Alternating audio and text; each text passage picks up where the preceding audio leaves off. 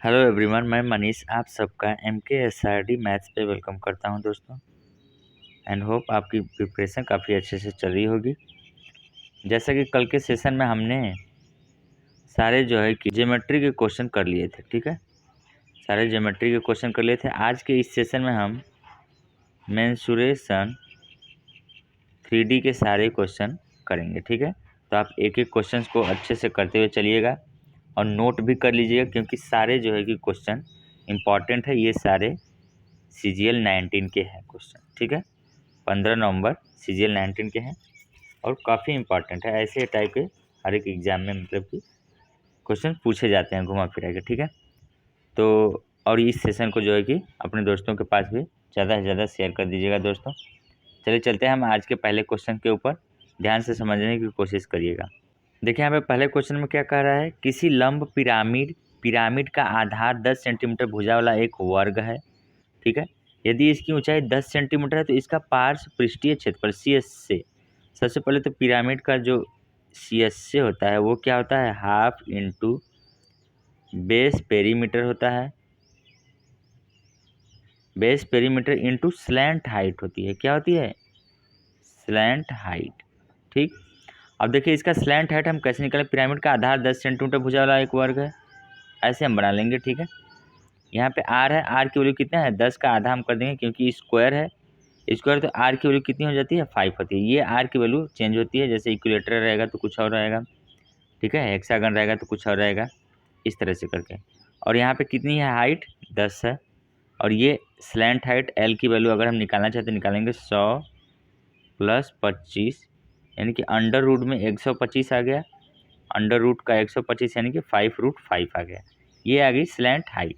अब हम निकाल लेंगे CS से हाफ इंटू बेस पेरीमीटर कितना होगा, 10 सेंटीमीटर भुजा वाला अगर एक वर्ग है तो पेरीमीटर कितना हो जाएगा, 10 है तो सारा 10 हो जाएगा, 10 चौके 40 इंटू स्लैंट हाइट कितनी है, 5√5। अब देखिए इसको साल के लिए 2 से कट गया तो ये 20 बार में, और 20 5 100, 100√5 आ गया। और यही है सवाल का सही आंसर, यानी कि ऑप्शन नंबर B चला जाएगा, ठीक है। तो इसमें आपको क्या रखना है, ये वाला फार्मूला आपको याद रखना है, यानी कि CSC क्या होता है, ठीक है। पिरामिड के लिए CSC का फार्मूला। और यहाँ पे R कैसे निकाला जाता है ये भी काफ़ी इंपॉर्टेंट है, ठीक है। मैं किसी एक वीडियो में जो है केवल R निकालने वाला जो है पार्ट समझा दूंगा, ठीक। चलिए चलते हैं हम क्वेश्चन नंबर दूसरे के ऊपर दोस्तों। देखिए इस क्वेश्चन कह रहा है कि यदि किसी शंकु की त्रिज्या और ऊंचाई का अनुपात 3/4 है, त्रिज्या R है, H 3 है, तो बराबर कितना है, 3/4 है। और इसका CSC दिया है 240। अगर हम K लगा लें दोनों में, 3 के 4 के, तो CSC क्या होता है शंकु के लिए, शंकु के लिए CSC होता है πRL होता है, ठीक है। तो यहाँ पे देख लीजिए ये R होता है, R है 3 के, H है 4 के, तो 3 4 5 के का ट्रिपलेट बनता है, तो ये 5 के आ गई L की वैल्यू, ठीक है। तो πR की जगह रख दीजिए 3 के इंटू L के जगह पे 5 के इक्वल टू क्वेश्चन में दिया है 240 पाई। तो यहाँ से पाई से तो पाई कैंसिल हो गया, 5 3 15 हो गया। के स्क्वायर बराबर 15 से डिवाइड करिए, 15 कम 15, 15 छक्का 90, और के इक्वल टू आ गया 4। के की वैल्यू कितनी आ गई, 4 आ गई। क्या हम वॉल्यूम अब बता सकते हैं, वॉल्यूम बराबर क्या होगा, V इक्वल टू क्या होगा, 1/3 पाई R स्क्वायर होता है पहले, क्योंकि वॉल्यूम होता है शंकु का 1/3 पाई R स्क्वायर H होता है, ये होता है, ठीक है। तो पाई R की जगह हम कितना रखेंगे, 9 रखेंगे, और के स्क्वायर हो जाएगा तो 9 इंटू के स्क्वायर। देखिए के की वैल्यू 4 है तो के स्क्वायर यानी कि 16 इंटू H होता है, H की जगह पे हम कितना रखेंगे 4K, 4 इंटू के की जगह पे कितना है, फिर से 4 है। अब कट कर लीजिए, इसे केवल 3 से कट गया ये 3 बार में, और ये कितना आ गया, यानी कि आ गया ये पाई इंटू 16 16 16 में, ये देखिए 16 16 में 256 इंटू 3 हो रहा है, इक्वल टू आ गया 36 18 25 75 1 76 पाई, 768 पाई आ गया। यही है सवाल का सही आंसर, यानी ऑप्शन नंबर D हमारा मैच कर गया, ठीक है। इसमें आपको क्या करना है, पहले रेशियो से हमने जो है कि, और जो दिया था पाई R L की वैल्यू दिया था 240 पाई, उसको हमने इक्वल करा और के की वैल्यू निकाली, और के की वैल्यू निकालने के बाद हमने क्या कर दिया है, वॉल्यूम का फार्मूला लगा दिया है, और सवाल का सही आंसर आ गया, ठीक है। तो सारे फार्मूला आपको याद होने चाहिए, ठीक है। चलिए चलते हैं हम क्वेश्चन नंबर 3 के ऊपर दोस्तों। देखिए अगले क्वेश्चन कर रहा है किसी लंब प्रिज्म है, प्रिज्म का आधार 5 सेंटीमीटर भुजा वाला एक नियमित क्या है, षटभुज है। अगर इसकी ऊंचाई 12√3 है तो इसका आयतन निकालना है। ठीक है, तो हमें पता है प्रिज्म का जो आयतन होता है V इक्वल टू, सबसे पहले फार्मूला देख लीजिए, बेस एरिया होता है इंटू हाइट होती है। बेस एरिया इंटू क्या होता है, हाइट होता है। ये वॉल्यूम का फार्मूला। तो बेस एरिया कितना हो जाएगा, देखिए षटभुज है और षटभुज का एरिया क्या होता है 6 इंटू √3/4 ए स्क्वायर, ये होता है षटभुज का एरिया।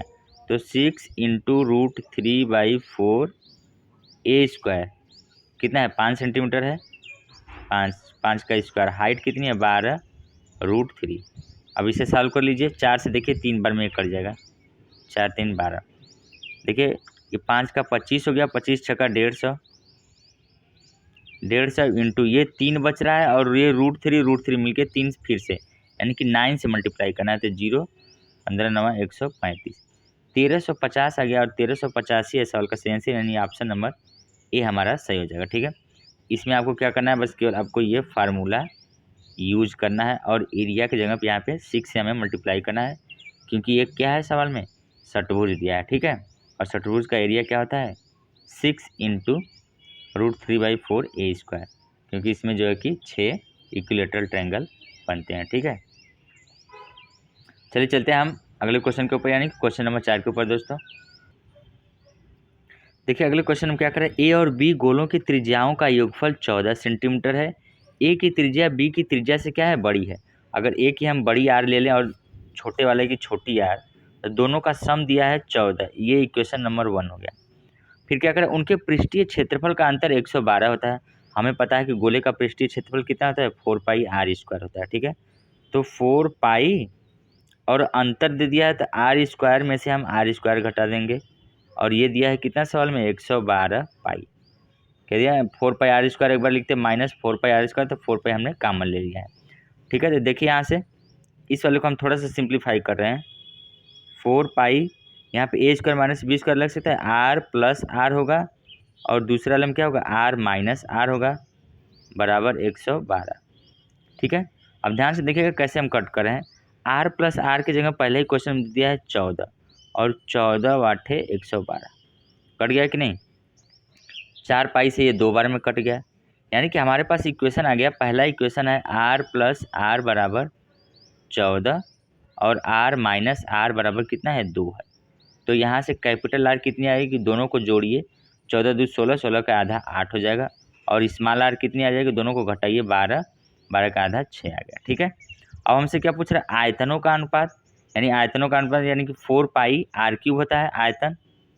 आयतन क्या होता है गोले का, 4πr³ होता है यहाँ पे। तो r³ पहले, यानी कि हमें 8 का क्यूब लिखना है, 8 इंटू 8 इंटू 8 और डिवाइडेड बाई 6 इंटू 6 इंटू 6। अब देखिए 2 से अगर कट कर दें, 2 से 4, 2 से 3, 4/3, 4/3 यहाँ पे भी, 4/3 यहाँ पे भी। तो 4 चौके 16, चौके 64 और डिवाइडेड बाई 27, 64/27 आ गया हमारे सवाल का सही आंसर, यानी ऑप्शन नंबर डी जा रहा है। हम थोड़ा सा इरेज करके दिखा रहे हैं आपको। देखिए ये ऑप्शन नंबर डी पे क्या है, 64/27 है, तो यही है सवाल का सही आंसर। ठीक है, तो इसमें हमने क्या किया है, बस केवल एक फार्मूला लगाया, यानी कि 4πr² माइनस r² 112, फिर r प्लस r की वैल्यू रख दी है, और फिर यहाँ से r और कैपिटल R और स्मॉल r दोनों निकाल लिया, क्यूब का रेशियो कर दिया। ठीक है, तो समझ गए होंगे। लाइक करते चलिएगा दोस्तों, और ज़्यादा से ज़्यादा इसे शेयर करिएगा। ठीक, चलिए चलते हैं हम क्वेश्चन नंबर 5 के ऊपर दोस्तों। देखिए अगले क्वेश्चन में क्या करा है, किसी ठोस बेलन की ऊंचाई 30 सेंटीमीटर है और इसके आधार का व्यास 10 सेंटीमीटर है। ये देखिए हमने बना लिया।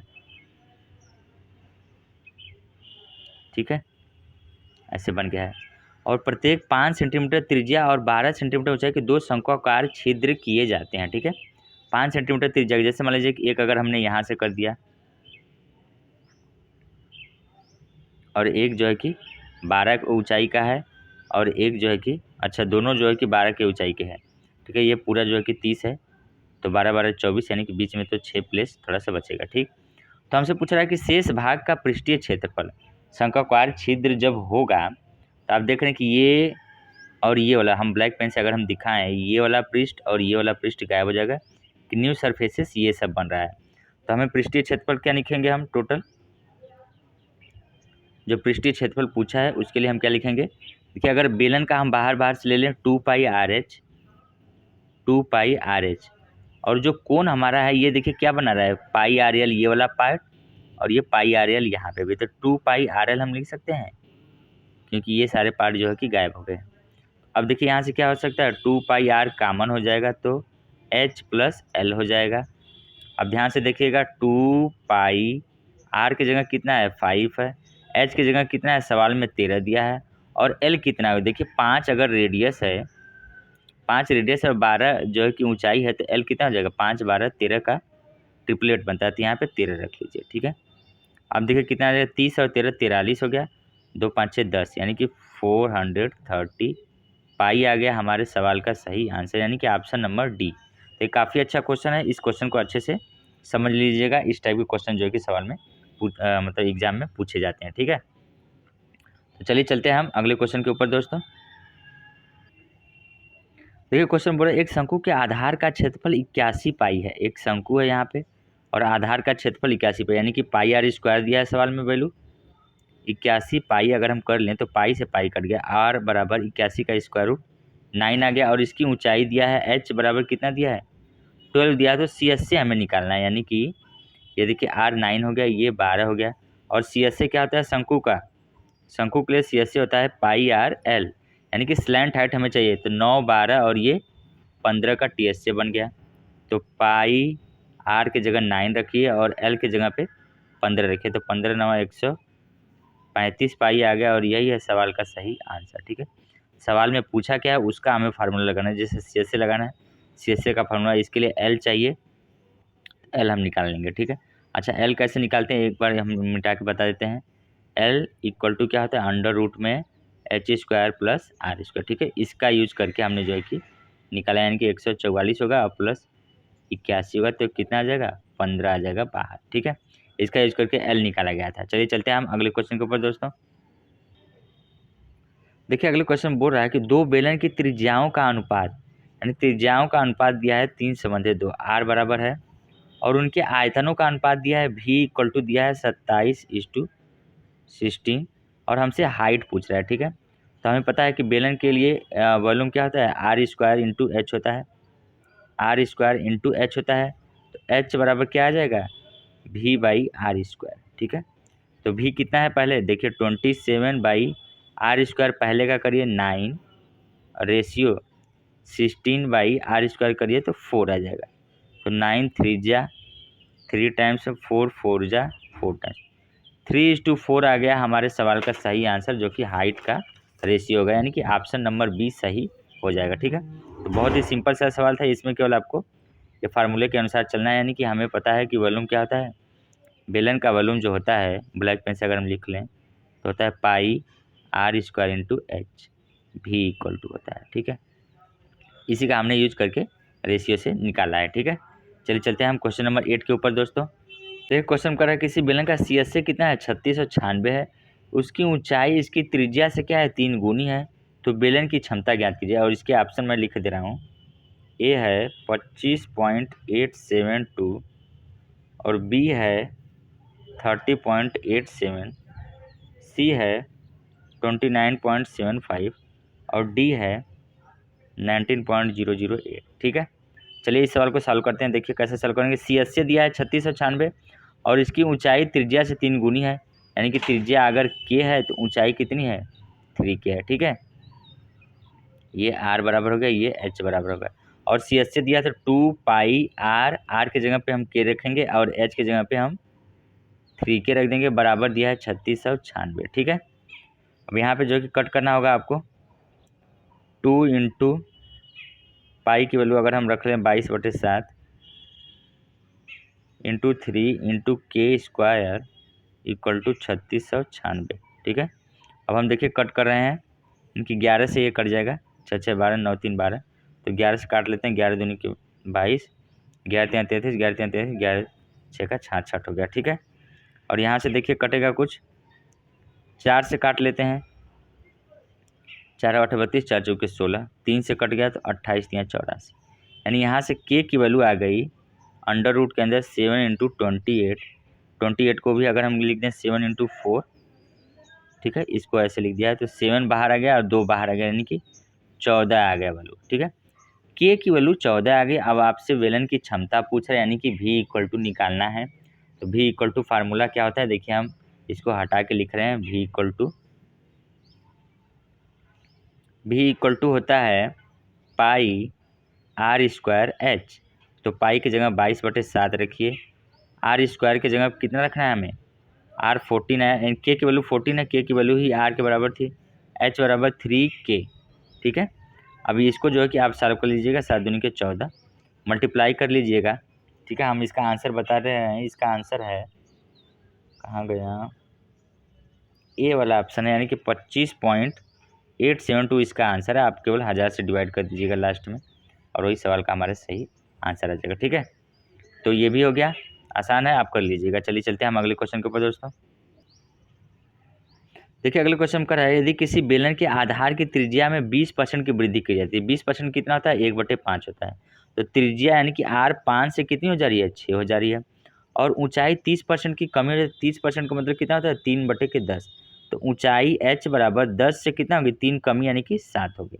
तो आयतन में, आयतन क्या होता है, r² × h होता है बेलन के लिए, यानी कि पाई r² × h होता है। तो r² h पर डिपेंड करता है, तो V = क्या हो जाएगा, r² लिखिए, r² 25 हो जाएगा इंटू h यानी कि 10, और ये इससे कितना जाएगा, r² यानी कि 36 × 7, 36 × 7 बराबर कितना होता है, 252 होता है। और ये 250 हो गया, यानी कि 2 की तो वृद्धि हो रही है, तो कमी वाले तो ऑप्शन सारे कटेंगे। अब 2 की वृद्धि हो रही है, आप देखिए कितना, यहाँ से यहाँ तक 2 की वृद्धि हो रही है, कितने पे, 250 पे, इंटू 100 हम कर देंगे और कट कर लेंगे इसे, 0 से देखिए 0 कट गया, 25 से कट गया, तो ये 0.4 बार में 0.4 का 2 से मल्टीप्लाई, तो 0.8% का इंक्रीमेंट आ गया, ठीक है। तो यानी कि ऑप्शन नंबर हमारा बी सही हो जाएगा, ठीक है। इस सवाल में हमने क्या किया है, बस r निकाला है, h निकाला है, V = r² × h से इन दोनों को फाइंड आउट करा है, ठीक है। V = r² × h से, ठीक है। चलिए चलते हैं हम अगले क्वेश्चन के ऊपर दोस्तों। देखिए क्वेश्चन नंबर 10 में ये कह रहा है, यदि किसी घनाभाकार टंकी के 3 आसन्न फलकों की क्षेत्रफल 3 मीटर स्क्वायर, 12 मीटर स्क्वायर और 16 मीटर स्क्वायर है, तो टंकी की क्षमता, जब देखिए तीनों आसन्न फलकों का क्षेत्रफल दिया रहे, तो जो वॉल्यूम होता है वो अंडर रूट में हो जाएगा A1 A2 A3, ठीक है। अंडर रूट केवल हम ले लेंगे A1 A2 A3 का मल्टीपल, यानी कि ये तीनों आसन्न क्षेत्रफल हैं, ठीक है, फलकों का क्षेत्रफल। तो 3 × 12 × 16, तो 12×36 का 4 आ गया और इसका 4, तो कितना हो जाएगा, 12×36 का 6 आ गया और इसका 4 आ गया, तो 24 आ गया, ठीक है। 24 देखिए कितना आएगा, मीटर क्यूब आएगा, क्योंकि मीटर स्क्वायर मीटर पावर 6 और उसका लेंगे तो 24 मीटर क्यूब हो जाएगा। अब देखिए इसको हम क्या लिख सकते हैं, 1 मीटर क्यूब बराबर होता है 1000, तो 24,000 लीटर आ गया, और यही है टंकी की क्षमता। देखिए मैं यहाँ पे लिखवा देता हूँ, 1 मीटर क्यूब बराबर होता है 1000 लीटर, ठीक है। और 1 लीटर बराबर क्या होता है, 1000 सेंटीमीटर क्यूब। ये चीज़ आपको ध्यान देना है, ठीक है। तो इस तरह से सवाल का आंसर 24,000 आ गया, और ए ऑप्शन हमारा जो है कि क्या हो जाएगा, सही हो जाएगा, ठीक है। तो अच्छा क्वेश्चन था ये, आप इसको समझ लीजिएगा। चलिए चलते हैं हम अगले क्वेश्चन के ऊपर। देखिए अगले क्वेश्चन में कह रहा है कि 6 सेंटीमीटर बाह्य त्रिज्या वाले गोलाकार धातु सेल का वजन 6688 ग्राम है, यदि धातु का घनत्व 10.5 है, तो सेल की मोटाई, ये देखिए गोलाकार सेल है,